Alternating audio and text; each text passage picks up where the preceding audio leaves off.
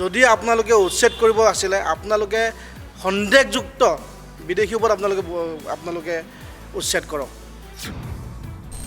যিসকল অসমৰ থলুৱা লোক হয় সেই লোকসকলৰ ওপৰত আজি আপোনালোকে পমুৱা মুছলমানৰ দৰে আপোনালোকে ব্যৱহাৰ কৰে, তাত কিন্তু আমি ক্ষুভিত হৈ আছোঁ। কিন্তু দুখীয়া দৰিদ্ৰসকলৰ পৰা মাটি কাঢ়ি আপোনালোকে কোনোবা আদানী আম্বানীক দিম বুলি ভাবিছে, সেয়া নহ'ব। কিন্তু প্ৰয়োজন হ'লে আমি তেজ দি দিম, কিন্তু কোনো আদানী আম্বানীক সেই মাটি গোটোৱা নহ'ব। কিন্তু 13টা প্ৰতিটো পৰিয়ালক কিন্তু উচিত তেওঁলোকক ব্যৱস্থা কৰি দিব লাগিব। কিন্তু তেওঁলোকৰ সংস্থাপনৰ ব্যৱস্থা কৰি দিব লাগিব, তেওঁলোকৰ যিদৰে ভূমি উচ্ছেদ কৰা হৈছে। নহ'লে আমি কিন্তু লখিমপুৰত নিচিনা ঠাই আমি বন্ধ দিবলৈ বাধ্য হ'ম। আমি লখিমপুৰ স্তব্ধ কৰি দিম। কিন্তু টাইম যুৱ পৰিষদৰ পৰা আমি হুংকাৰ প্ৰদান কৰিছোঁ। কেৱল মাত্ৰ শৰাইঘাটৰ শেষলত লাচিত বৰফুকনক বিশ্ব দৰবাৰত প্ৰতিষ্ঠা কৰিছোঁ, তেওঁক সেয়া মুখেৰে কৈ থাকিলে নহ'ব। একদম কথাবোৰ খুব ভাল দেখা নাই। বৰ্তমান শাসিত চৰকাৰ হওক বা যি লখিমপুৰত যোৱাকালি যি ঘটনা সংঘটিত হৈ গ'ল, বিশেষকৈ লখিমপুৰৰ যি ঢকুৱাখানীয়া ঠাইডোখৰত তেওঁলোকে অসম চৰকাৰখনে যি খিলঞ্জীয়া লোকসকলৰ ওপৰত অত্যাচাৰ চলোৱা দেখা গ'ল, বিশেষকৈ আহোম জনবসতিৰ লোকসকলৰ ওপৰত প্ৰায় 13টা পৰিয়াল আহোম পৰিয়াল আছিলে, আৰু তেওঁলোকৰ ওপৰত যিদৰে বৰ্বৰতা দেখুওৱা গ'ল সেয়া কোনো খুব নিন্দনীয় হয়। আৰু আমি টাইম যুৱ পৰিষদ অসমে তীব্ৰ ভাষাৰে আমি গৰিহণা জনাইছোঁ।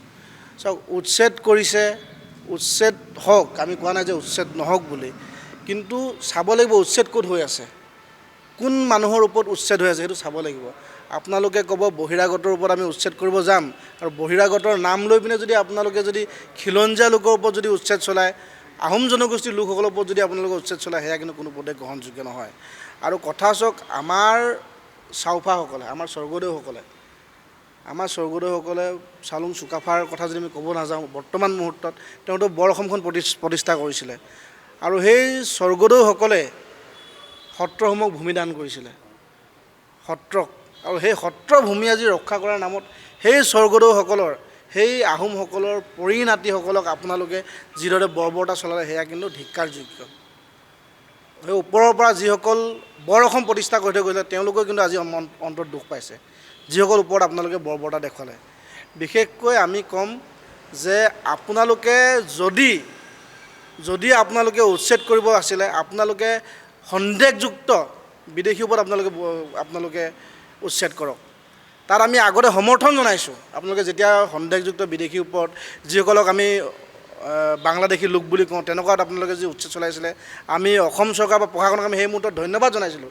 কিন্তু আপোনালোকে আজি যিসকল ভূমিপুত্ৰ লোক হয়, যিসকল অসমৰ থলুৱা লোক হয়, সেই লোকসকলৰ ওপৰত আজি আপোনালোকে পমুৱা মুছলমানৰ দৰে আপোনালোকে ব্যৱহাৰ কৰে, তাত কিন্তু আমি ক্ষুভিত হৈ আছোঁ। কিন্তু তাত আমি দুখ পাইছোঁ। আমাৰ আহোম লোকৰ ৰাইজসকলে আজি মানুহবোৰে মনত দুখ পাইছে। আপোনালোকে জাতিৰ কথা কৈছিলে, মাটিৰ কথা কৈছিলে, ভেটিৰ কথা কৈছিলে।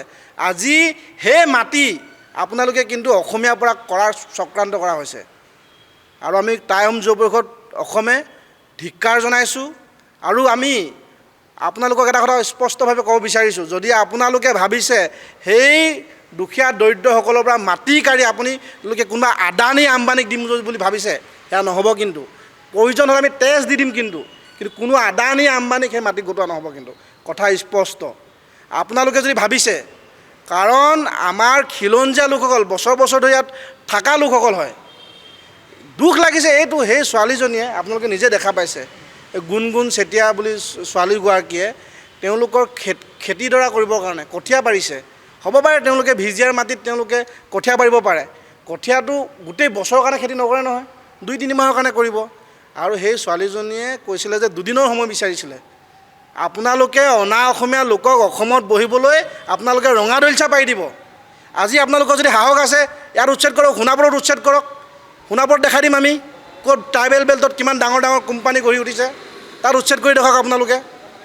আপোনালোকে দুখীয়াসকলৰ ওপৰত যে অত্যাচাৰ চলায়, আমি খুব ধিক্কাৰ জনাইছোঁ। আৰু আমি অসমৰ ৰাইজৰ প্ৰতি লগতে আহোম জনগোষ্ঠীৰ প্ৰতি আহ্বান জনাম যে তেওঁলোকে যদি অসম চৰকাৰখনে আহোমৰ যি বিদ্বেষ ভূমিকা গ্ৰহণ কৰিছে, ইয়াত আমি কিন্তু ক্ষুভিত। আৰু প্ৰতিটো পৰিয়ালে 13টা প্ৰতিটো পৰিয়ালক কিন্তু উচিত তেওঁলোকক ব্যৱস্থা কৰি দিব লাগিব। কিন্তু তেওঁলোকৰ সংস্থাপনৰ ব্যৱস্থা কৰি দিব লাগিব, তেওঁলোকৰ যিদৰে ভূমি উচ্ছেদ কৰা হৈছে। নহ'লে আমি কিন্তু লখিমপুৰত নিচিনা ঠাই আমি বন্ধ দিবলৈ বাধ্য হ'ম। আমি লখিমপুৰ স্তব্ধ কৰি দিম। কিন্তু টাই আহোম যুৱ পৰিষদৰ পৰা আমি হুংকাৰ প্ৰদান কৰিছোঁ, যদি সেই 13টা পৰিয়ালক যদি সংস্থাপনৰ ব্যৱস্থা কৰা নহয় অসম চৰকাৰৰ পৰা, ডি চিজনে যিজন উপায়ুক্ত আছে কি চিন্তা কৰি তেওঁ সেই আহোম জনগোষ্ঠী তেওঁ জানে কি নাজানে সেই লোকসকল যে তাত বছৰ বছৰ বহি থকা খিলঞ্জীয়া লোক হয়, ভূমিপুত্ৰ লোক হয়, তেওঁ অৱগত হয় কি নহয় তাৰ ওপৰত সম্পূৰ্ণ এই যিটো তেওঁলোকে উচ্ছেদ কৰিলে এই উচ্ছেদৰ ওপৰত কিন্তু সম্পূৰ্ণভাৱে এটা তদন্ত হ'ব লাগে বুলি আমি অনুভৱ কৰিছোঁ। আৰু আমি যাম, আমি হাইকোৰ্ট পৰ্যন্ত যাম। হাইকোৰ্ট বৰ্তমান বন্ধ হৈ আছিলে, সেইবাবে আমি হাইকোৰ্ট আমি কথা পাতিছিলোঁ 10 তাৰিখে স্পেচিয়েল বেঞ্চ লৈ পিনে আমি হাইকোৰ্টত যাম বুলি আমি চিন্তা চৰ্চা আগবঢ়াইছোঁ।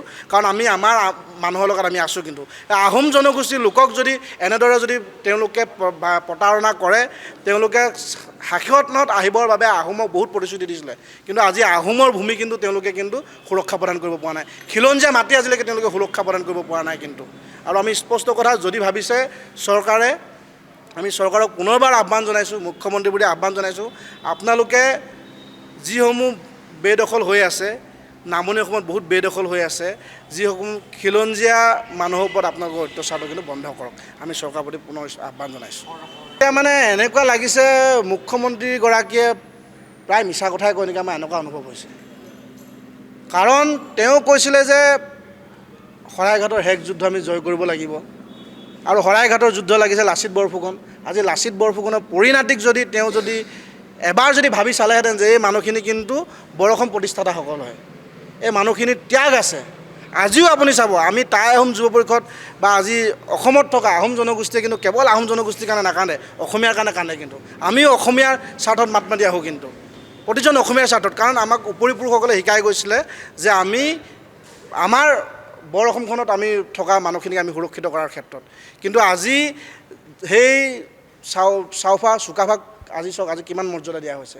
চুকাফাৰ নামত অসমত কি আছে আজিৰ দিনত আপুনি চাওকচোন। 10টা বছৰত মুখ্যমন্ত্ৰী হিমন্ত বিশ্ব শৰ্মা ডাঙৰীয়াই চুকাফাৰ নামত কি কৰি দেখালে আমাক দেখাওকচোন। কেৱল মাত্ৰ শৰাইঘাটৰ শেষলত লাচিত বৰফুকনক বিশ্ব দৰবাৰত প্ৰতিষ্ঠা কৰিছোঁ, তেওঁ সেয়া মুখেৰে কৈ থাকিলে নহ'ব। অসমত থকা অসমীয়াৰ বাবে কাম কৰি দেখাব লাগিব। আৰু যি আমাৰ আহোম জনগোষ্ঠীৰ পৰা যিজন আমাৰ উপৰিপুৰুষ হয়, চাওলুং চুকাফাৰ নামত আজিলৈকে এখন বিশ্ববিদ্যালয় প্ৰতিষ্ঠা নহ'ল, না আজি এখন উৰণীয়া সেতু আজিলৈকে চাওলুং চুকাফাৰ নামত কিন্তু নামাকৰণ কৰা নহ'ল। এয়া সম্পূৰ্ণ আহোমক অৱহেলিত কৰা হৈছে।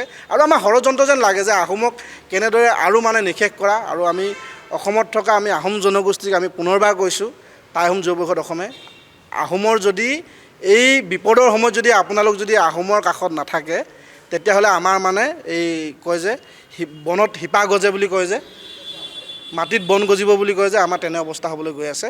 আৰু আমি সকলো একত্ৰিত হোৱাৰ প্ৰয়োজন। ধন্যবাদ।